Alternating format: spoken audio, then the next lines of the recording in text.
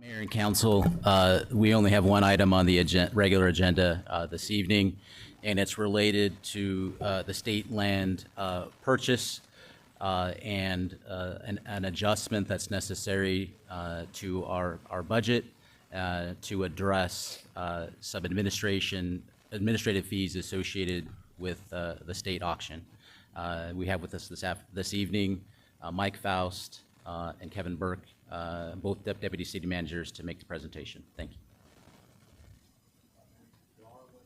Is that on? Manager Darwin, Mayor Council, thank you for the opportunity to speak tonight.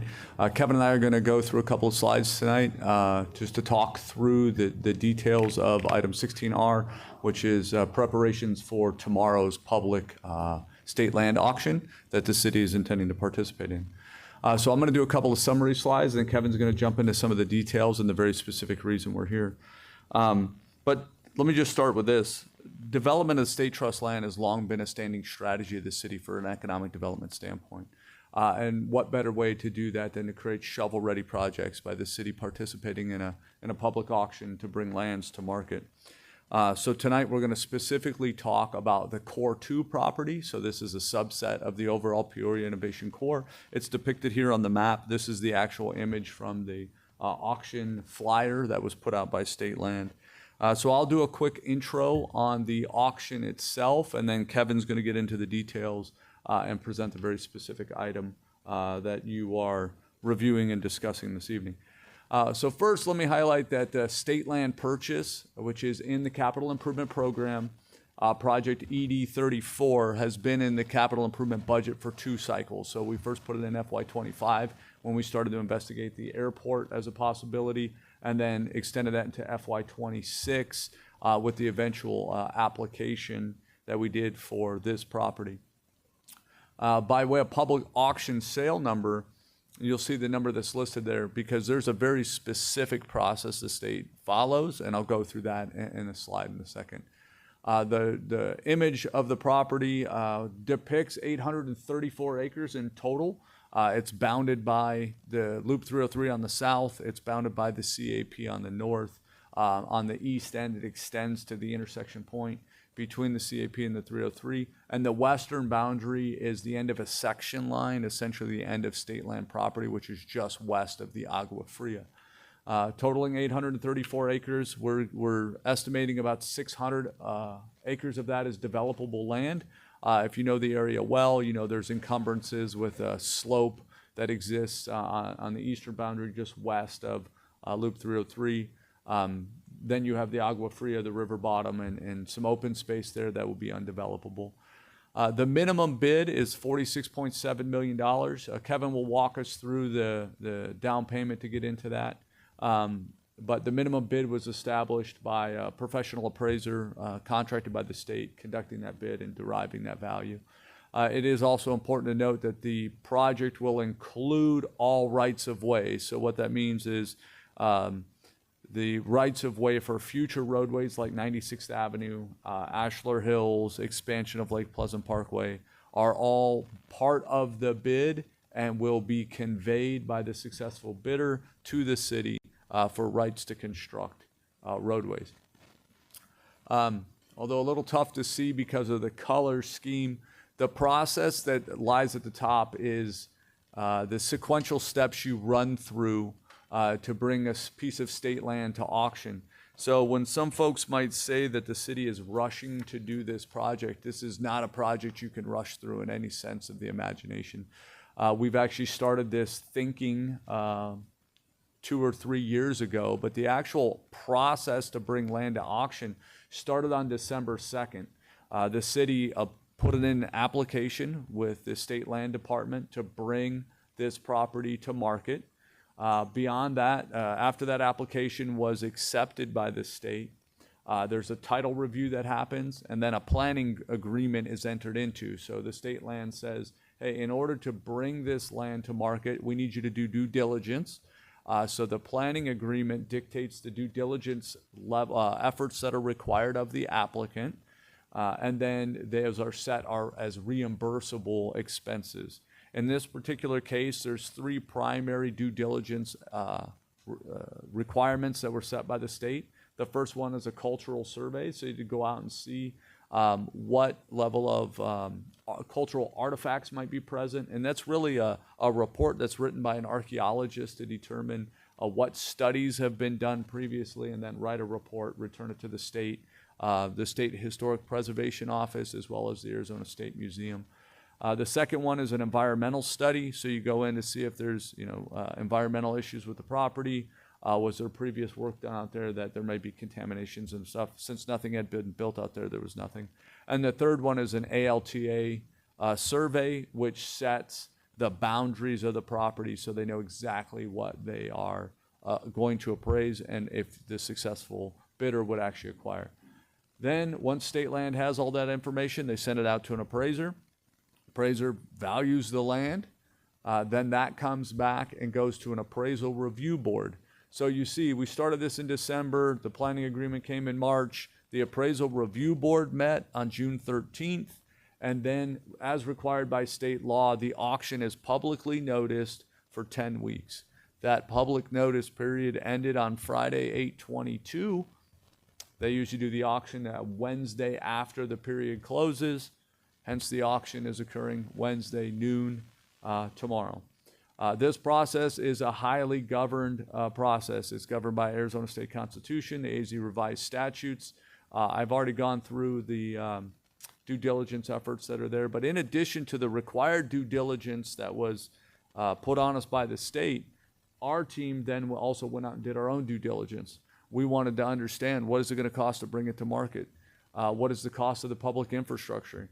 It is important to note that the public infrastructure portion of this project does have an interconnectivity with the intergovernmental agreement that the council approved unanimously on December 17th, where the city is reimbursed for the cost of public infrastructures by a successful bidder.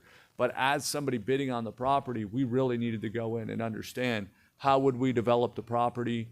What would be our strategy to bring it to market? So we made sure that we could have a good development strategy that would get us to a point of profit or at least break even, so we could bring shovel-ready projects to market at a predictable rate. Very good. All right, I'll pick it up from there. Once again, as Mr. Faust noted earlier, the appraised value is $46.7 million. This is again a state requirement that they sell state property at market value. Market value is determined by an appraisal. The appraisal is at $46.7 million. To even be a bidder in this auction, you have to bring to the table a minimum check of $6,212,000, and that composes of a 10% down payment for the property based on the $46.7 million, another 3% in administrative fees, and then some other fees associated with it. The council did great work, and staff as well, in determining what the value might be. For this, we budgeted $4.8 million, which is right in line with 10% of $46.7 million. The problem we didn't do as good was estimating what the fees would be associated with this. And so we are here tonight to ask for that delta between the $4.8 million that's in the CIP and the $6.2 million needed to get to the table to bid on the auction. We're required to design and construct public infrastructure as defined in the public infrastructure letter. So it's not just a buy and hold land. You actually have to move forward with bringing infrastructure into that element. And then the next part is about entering into a participation agreement. So whoever the winning bidder is must enter into an agreement with the state on how that land will be developed and brought forward into production. And that has guidance on land development and profit share on net proceeds of land. So there is a part of this agreement that says if the city were to turn around and sell the land and it was to make a net profit on it, those proceeds would be split 50-50 between the state and the city. Another important part of that participation agreement, and this ties back to an agenda item at last council meeting, was authorized representative to sign documents prior to auction. the amendment to Council Policy 3.1 granted the city manager authority to sign. I think there's some concerns from folks in the public about some power grab. Really, this is an administrative procedure that was necessary so that we had a single point that could sign these administrative documents associated with the auction. And so this fulfills that. The property comes as is with all faults, all existing easements, reservations, and right-of-ways. So we get it as it is and work from that standpoint going forward. And again, immediately after the auction, the participation contract must be signed and all rights-of-ways are conveyed. So there's a lot of administrative procedures associated with just acquiring the land. Now, if we are successful as a municipality at the election, the 10% and the 3% administrative fees, among others, are already in their possession. In return, we get what's known as a certificate of purchase, a CP. That essentially, it's kind of like the keys to the car, but the bank will still keep the title. And that's what happens is state land, if you want to receive the deed, you got to pay the other 90%. And so what will happen for the city to move this land into production, we would submit a partial patent application for each portion or sub part of this 834 acres. We'll submit a partial patent application. It has to be a minimum of 20 acres. And we pay essentially the other 90%, but you actually pay 101% of the auction price per acre to be patented. That's just a rule of their of state lands and their procedures, and you get that back at the very end when you tie out for the actual bid price. But at the front end, they tend to over-collect. I don't know, Mike, if you want to speak more on that one. No, I think the point is that they don't want folks taking land down and essentially leaving undevelopable land behind in case somebody was to default. And they want to make sure that the accounts stay whole. So essentially, is you'll get your 10% will apply. It's usually on the back end of the transactions rather than on the front side. And as Mike just noted, that last bullet there about must also patent a proportional amount of undevelopable land. It's just that. As he noted in one of the earlier slides, there's about 600 acres of developable land and then the total of 835. So we've got some pieces that are not developable. You can't just leave those behind and only take down the good ones. The state requires you to take a proportion of those undevelopable lands and patent them with each takedown you do of the good land, let's call it. So in addition, there is interest. So you only have to put 10% down. When you do finally pay the other 90%, you have to pay interest on that unpaid portion. Again, the car loan or the house loan, same idea is that you have an outstanding balance. You got to pay interest on that outstanding balance back to the bank, in this case back to state land. That rate is the secured overnight financing rate, the SOFR, plus 4.5%.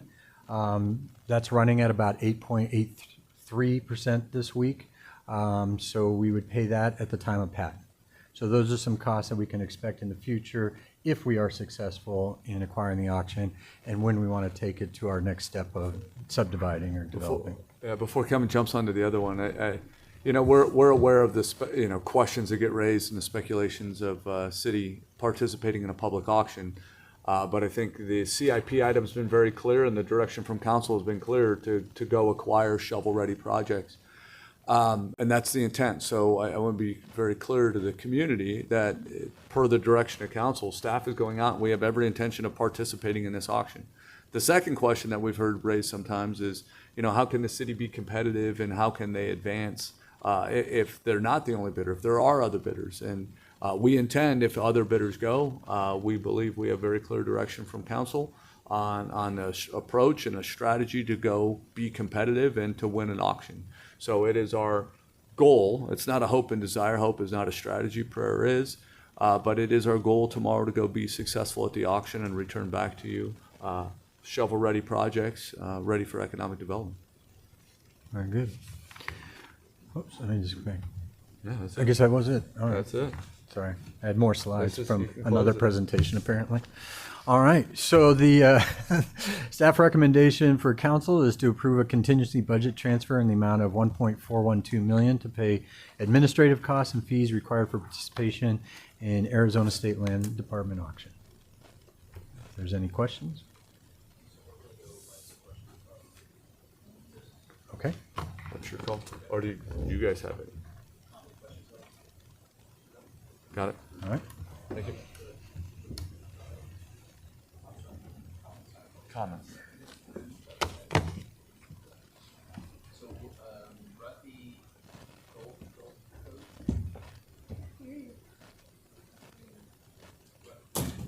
I apologize.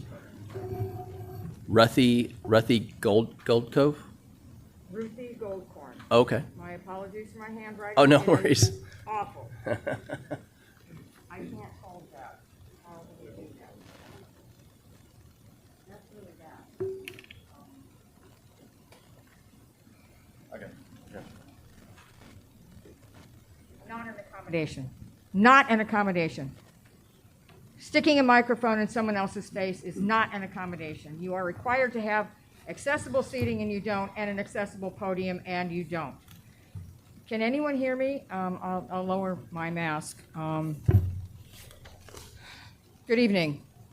My name is Ruthie Goldcorn. I've lived in the city for about 3 years now, and I am no stranger to land acquisitions and development coming from Southern California. And it is understood that you're building this in close proximity, if not on top of, an aquifer. According to information from the USGS, the U.S. Geologic Survey, building around an aquifer can have significant environmental and social consequences. Water quality degradation. Construction activities can lead to contamination of the aquifer from pollutants such as chemicals. We know all about PFAS. People die from PFAS. Sediments and waste. It is known to leach into the aquifer, and you all have already shut down 2 wells. Now, as far as increased runoff from impervious surfaces can introduce additional harmful substances to the groundwater. You know this. This is not your first rodeo nor ours. Over-extraction of groundwater for construction and subsequent use can deplete the aquifer, leading to reduced water availability for ecosystems and communities. This can result in a subsidence where the ground sinks due to the loss of water support. We saw this in Florida when that condo tower fell down. That was subsidence. The 105 freeway in Los Angeles, subsidence. The building tower in San Francisco that is falling down, subsidence. I could go on, but I know you get the point. Ecosystem destruction is important. It's not running around, oh, they're just a bunch of tree huggers. It's incredibly important to our environment. Aquifers often support surrounding ecosystems. What study or studies have been done to evaluate this issue for the new location? Building around them can disrupt habitats and threaten local flora and fauna. We don't have enough trees to begin with.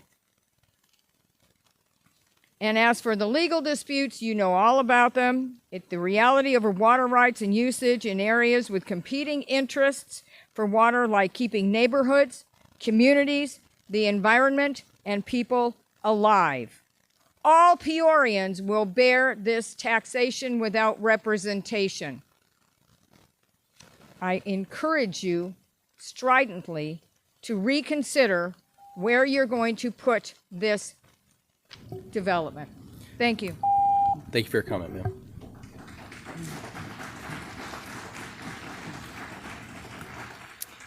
Shannon Simo.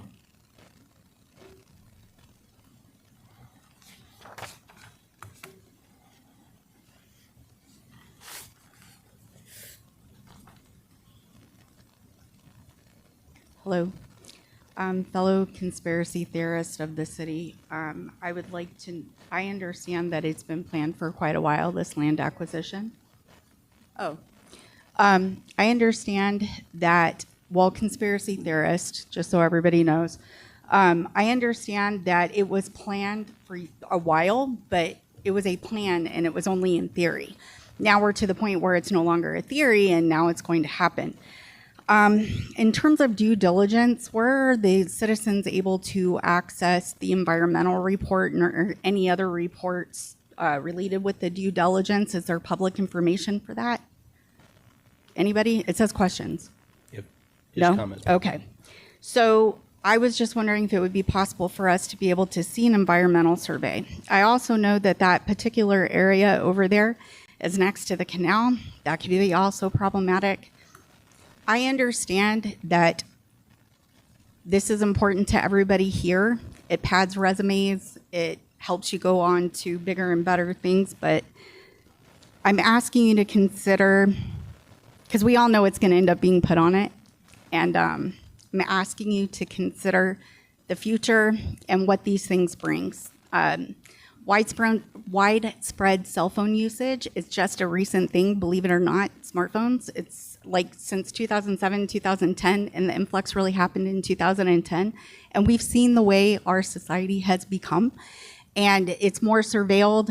Kids are always on a phone. We're always on the phone. I understand that it's a national security issue and that we're competing with China, but ultimately in the end, at what cost? So that's all I had to say. Thank you. Thank you for your comments, ma'am. Mr. Edward Molina.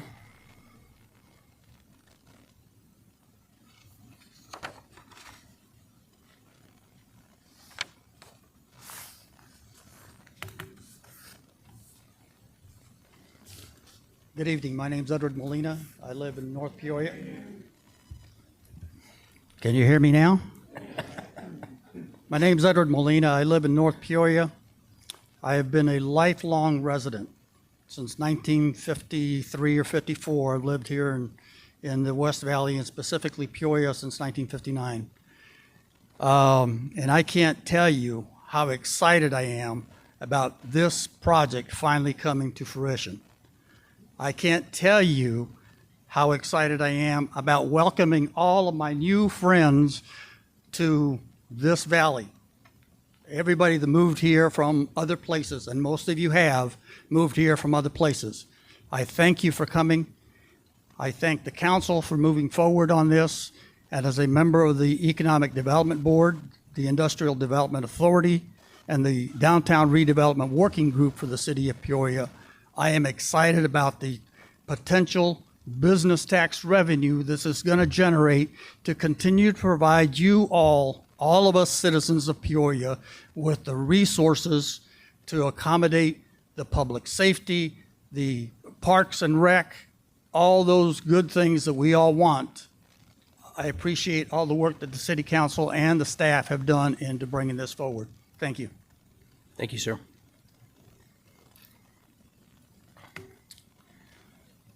Council, do we have any further discussion?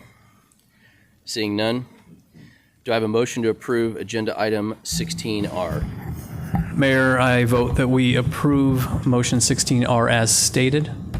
Do I have a second? Second. Please vote.